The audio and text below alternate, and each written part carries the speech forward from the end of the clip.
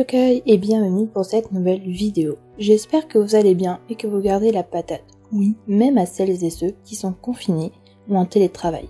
Mes yokai vagabonds et moi-même pensons à vous. Si vous êtes nouveau sur la chaîne, je vais vous apprendre 2 ou 3 trucs sur ma façon de bosser. J'alterne entre un sujet basé uniquement sur le Japon et un autre basé sur les animes, les mangas, la musique, etc. Certains sujets ont été vus et revus par d'autres chaînes, et je ne me vois pas faire la même chose comme un brave mouton. Mais si vous êtes là depuis les débuts de la chaîne, vous êtes facilement accommodé, je pense. Bon, cette introduction était ma foi beaucoup trop longue, entamant le sujet de cette nouvelle vidéo. Alors les onsen, qu'est-ce que c'est? Si vous lisez des mangas ou visionnez des animes, ce mot n'est pas étranger dans votre vocabulaire. Les onsen, ou sources thermales, sont synonymes de plaisir et bien-être. On confond très souvent les santo, qui sont les bains publics, avec les onsen, car ils ont les mêmes préférences par les habitants de l'archipel. Dans les animes et les mangas, les onsen sont des destinations incontournables pour des moments de détente uniques, que ce soit pour soi, entre amis, en famille, pour le travail, votre vie de couple ou même pour un fantasme des plus torrides. Que vous soyez habitant de longue date ou touriste, ces lieux sont des antidotes efficaces au stress. Les onsen apaisent les désirs du bonheur épicurien, tandis que les santo sont des lieux de détente collective. Je ne veux pas vous faire un dessin, mais prendre un bain, qu'importe le pays d'où on vient, on est tous d'accord sur un point, ça met de bonne humeur. Au Japon, que ce soit en famille, en couple ou entre amis, les femmes sont d'un côté et les hommes de l'autre depuis l'arrivée des Américains. Avant, faut savoir que tout le monde ensemble, c'était mieux. Ils s'adonnent à cette délasse et délicieuse immersion sans retenue et en toute nudité. Faire l'impasse de cette expérience lors de votre voyage au Japon est stupide car vous passez à côté de quelque chose. Les sources thermales et les bains publics n'ont pas pour but premier de se laver. Pour pouvoir profiter de ces eaux sulfureuses, claires et chaudes, il faut être extrêmement propre car ce sont des eaux bénies par les kwami et ne peuvent être souillées. Il est donc primordial de se laver avant de s'y rendre. On peut en trouver partout, en campagne, en ville, dans les montagnes, sur le littoral et même en face du mont Fuji, c'est pour dire. Selon un sondage du NORI, Nippon Onsen Research Institute, il y aurait officiellement 3084 sources thermales qui seraient visitées par 132 millions de personnes par an. Autant dire que c'est pas des...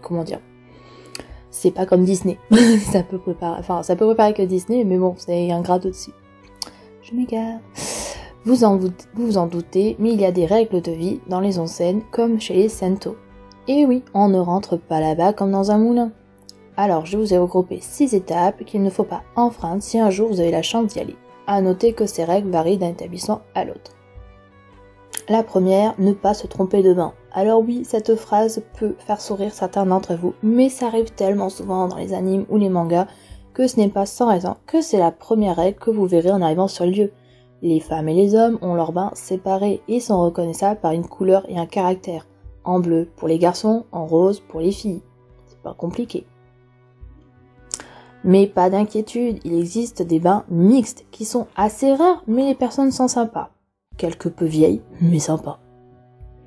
En deuxième point, faire son entrée. Généralement, quand vous prenez un bain chez vous, vous enlevez vos vêtements et les déposez sur un meuble ou sur le sol. Eh bien, dans ces établissements, si vous laissez vos affaires par terre, il se peut qu'elles disparaissent mystérieusement.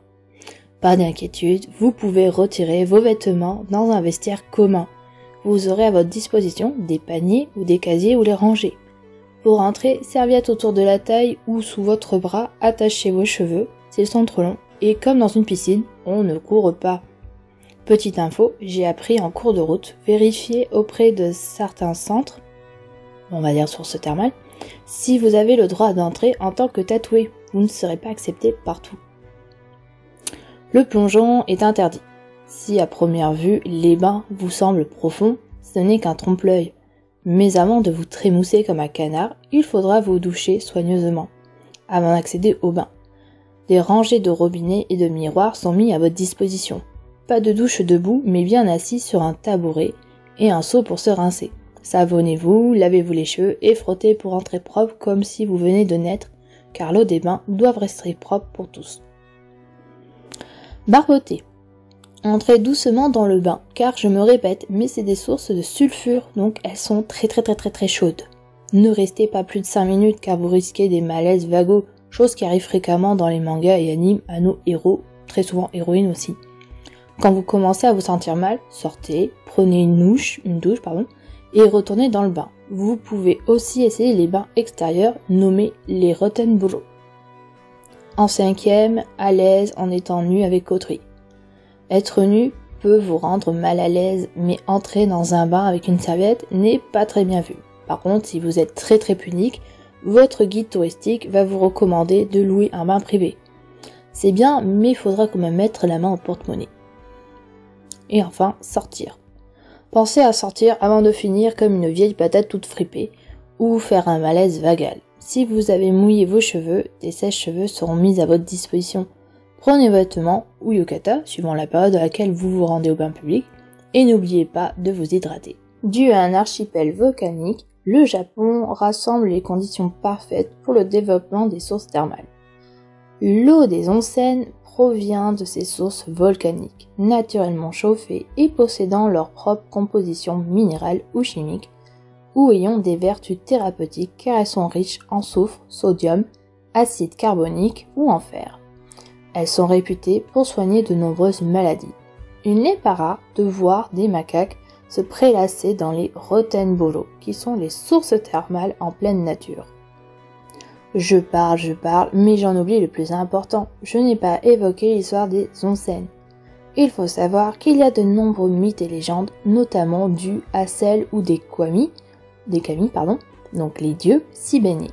On suppose que les premiers habitants de l'archipel se sont installés dans un premier temps autour de ces sources thermales, rendant ainsi les onsen une source de civilisation. La première source thermale aurait été créée en 630 dans la préfecture de Hyōgo, nommée l'Arima Onsen. La Dogo Onsen, se trouvant à Matsuyama, à 813 km de Tokyo, est aussi la plus ancienne des sources. Elle aurait servi d'inspiration pour le film Le Voyage de Chihiro de Hayao Miyazaki. La première ère Kamakura, soit 1185 à 1333, les onsen sont des lieux de vénération pour les kami et sont employés pour des fins thérapeutiques mais aussi des pratiques religieuses, contribuant à généraliser l'usage des sources thermales parmi la population japonaise. À l'époque Son Goku, 1450-1573 si je dis pas de bêtises, les seigneurs appréciaient aussi leurs bienfaits relaxants et méditants entre deux batailles. Je crois que dans le jeu qui se passe à l'ère japonaise, le jeu sur PS4 il me semble, justement ils en font un peu mention de ce soldat qui va dans les sources thermales pour un peu méditer et ouvrir ses chakras. Donc ça vient de là. À l'époque Edo, en 1603-1868, les établissements thermalisme se créent autour des onsen, accueillant et hébergeant les Japonais désireux d'y recevoir une cure de longue durée. Les touristes ne se font pas attendre plus longtemps, mais ne profiteront de ces établissements que pour un séjour, ou deux nuits, une semaine, mais bon. Encore aujourd'hui, cette pratique se fait. Sans s'en rendre compte, les onsen deviennent une pratique culturelle ancrée dans la vie nippone, faisant ainsi le bonheur des touristes et des Japonais. Tellement médiatisés par les médias qu'il ne fallut pas longtemps pour voir les onsen apparaître comme thème pour les mangas et animes. Si bien souvent on les retrouve dans des shoujo pour des thèmes romantiques, il n'est pas rare de les retrouver dans les autres mangas dits érotiques. Et oui, les hentai et autres ecchi raffolent des onsen où très souvent nos héros ou héroïnes font ou sont les sujets de fantasmes et autres actes de perversion, genre à 3 ou à plusieurs, sensualité et ou SM, etc. Tant de possibilités qu'ils ne vous laisseront pas indifférents. Je vous ai sélectionné quelques mangas tout public et adultes pour vous. En premier, on retrouve Yuna de la passion Yugari. C'est un shonen de Miura Tadahiro. Si vous avez plus de 16 ans, ce manga est fait pour vous. Si vous avez moins, passez votre chemin ou attendez un petit peu. Vous prendrez plaisir à lire ce manga à l'humour débridé avec ce concept de folklore japonais mélangé aux sources chaudes. Mais ne vous attendez pas à un scénario sensationnel, c'est de la bonne rigolade, du bon fanservice, et surtout, c'est du vu et revu, mais c'est toujours agréable à lire. Rayman 1/2 est un shonen réalisé par Rumiko Takahashi, donc la maman de Inuyasha, pour ceux qui connaissent. Inuyasha mélangera aventure et comédie. C'est un peu comme Sailor Moon. Rayman 1/2 est très connu, et le résumé tient en 2 mots, disjoncté et farfelu. 38 volumes, c'est beaucoup, mais ça se lit sans problème. Bon, c'est totalement barré, très con par moments, ça tourne parfois en rond, mais c'est totalement assumé. Les graphismes sont simplistes mais efficaces. À noter que vers la fin, l'auteur tente des choses, c'est-à-dire que l'on se rapproche petit à petit de l'atmosphère un peu plus mystérieuse et un peu plus sombre que l'on va retrouver chez Inuyasha, comme si elle testait ses futures idées. Konohana Kitten est un anime réalisé par Takao Yoshika et Keiko Kurosawa, mélangeant comédie et fantasy. Alors voici le résumé que j'ai pu trouver sur un blog parce que j'arrivais pas à le trouver dans une version un peu mieux traduite. Yuzu est une jeune apprentie recrutée pour travailler à Konohatei, une auberge réputée pour ses sources chaudes et tenue par des esprits renards ayant l'apparence ravissante de jeunes femmes. Ce lieu de repos est régi par une règle, peu importe qui vous êtes, d'où vous venez et ce que vous avez pu faire, vous serez toujours considéré comme une divinité. Laissez donc Yuzu vous accueillir pour reposer votre âme si fatiguée. Tamae Romae est un seinen en 6 volumes réalisé par Mari Yamasaki, mélangeant histoire et fantasy. Vous pouvez aussi le retrouver en anime. Alors je dois bien avouer que les mangas historiques, c'est vraiment pas ma tasse de thé. J'ai beaucoup de mal à les lire. Mais celui-là, après avoir lu quelques pages, j'ai ravalé ma fierté et j'ai même failli verser ma petite larme par moment. Les graphismes sont agréables, le scénario est bien ficelé et l'aspect historique, largement documenté, est un très bon point positif. Ne passez pas à côté et faites comme moi, lisez-le sans modération. Les Muses de Lonsen est un hentai réalisé par Tachibana Omina en un seul volume. Et oui mes petits ok, je vous parle d'un manga porno où vous trouverez du pur harem. Ouais, je pouvais pas passer à côté de toute façon. La principale particularité de cet ouvrage est consacrée au plaisir de groupe entre adultes consentants et pas farouches. Oubliez le stéréotype de la femme objet, ici c'est l'homme qui devient l'objet.